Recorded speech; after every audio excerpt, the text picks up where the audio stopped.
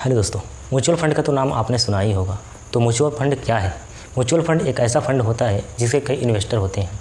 वो चाहे मैं हूँ, आप हों या कोई भी हो सकता है। और आपके इस रुपये को इन्वेस्ट करने का काम करते हैं फंड मैनेजर। और ये रकम लगाई जा सकती है या तो शेयर बाज़ार में, बॉन्ड में, गोल्ड में या दूसरे सिक्योरिटीज़ में लगाई जा सकती है। इसमें फ़ंड मैनेजर की शेयर बाज़ार में अर्थव्यवस्था पर गहरी पकड़ होती है और इन फंड मैनेजर का मकसद निवेश की गई रकम को कम से कम रिस्क में अच्छे रिटर्न का मुनाफा देना होता है। तो म्यूचुअल फंड दो प्रकार के होते हैं। पहला है बाय स्ट्रक्चर और दूसरा होता है बाय इन्वेस्टमेंट ऑब्जेक्टिव। तो बाय स्ट्रक्चर में दो प्रकार होता है, एक ओपन एंडेड होता है, एक क्लोज एंडेड होता है।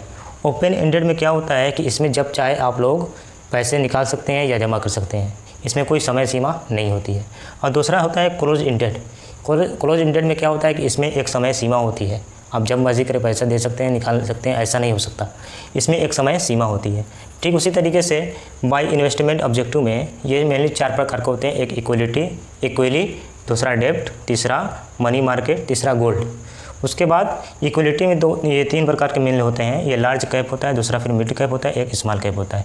लार्ज कैप में क्या होता है, इसमें बड़ी बड़ी कंपनियां होती हैं, जिस तरीके से जैसे फार्मा कंपनियां होती हैं, आईटी सेक्टर की जितनी कंपनियां होती हैं, तो बड़ी बड़ी कंपनी में इसको इन्वेस्ट करते हैं। उसमें ऐसी कंपनियाँ ये लार्ज कैप में आती हैं।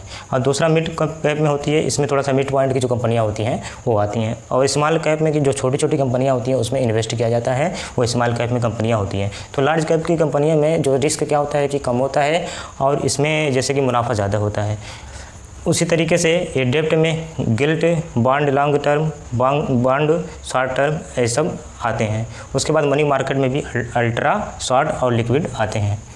Thank you so much.